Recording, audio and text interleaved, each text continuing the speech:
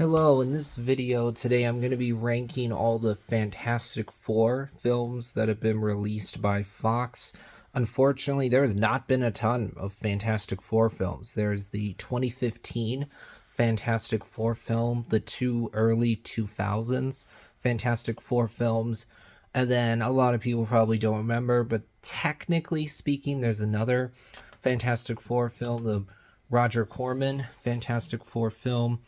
Though I will admit without hesitation that it's honestly debatable whether it's even fair to include this movie or not, because it was a straight to video film that was made with a pretty low budget. It's rather cheap, and it was intended to be just a TV pilot. So you could very much a strong argument that I should not include this movie, but I'm going to include it just because there haven't been a ton of Fantastic Four films released.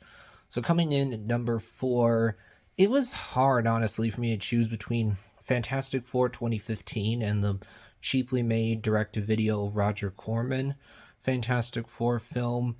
The Roger Corman film looks really bad. I mean, yikes. You go back and watch it now, it's like, oh man, this looks really, really bad.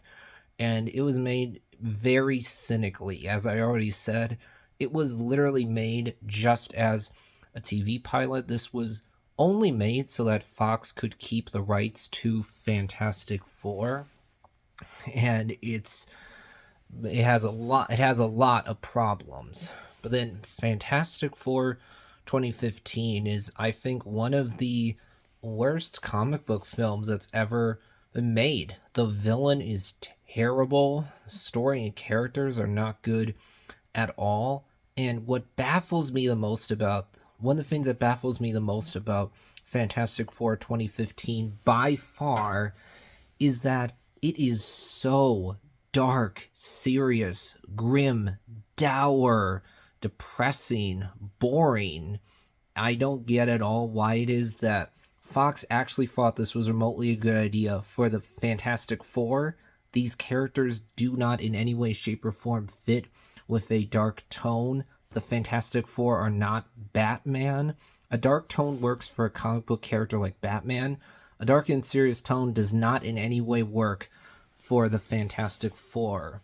So, similar to Morbius, actually, this film to me feels like a comic book film that would have been made 20 years ago when there were nowhere near as many comic book films coming out as there is now. In fact, I'm going to actually take it a step further. This film to me feels like a comic book film that would have come out back when people did not know how to make comic book movies. This feels like it would have come out back before films like Blade, Spider-Man 2002, and the first X-Men film came out. And yet, this film was actually released in 2015. So which film do I think is worse? That's the big question. Well, I'm going to put Fantastic Four 2015 in at last place. I just do not know what the heck the filmmakers were thinking here, why they thought this was remotely a good direction to take the Fantastic Four in. This is one of the most boring movies I've ever seen. And then third place, I'm going to put the Roger Corman Fantastic Four film.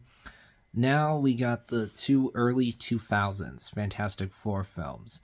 I'm going to say right off the bat, neither of these films are great.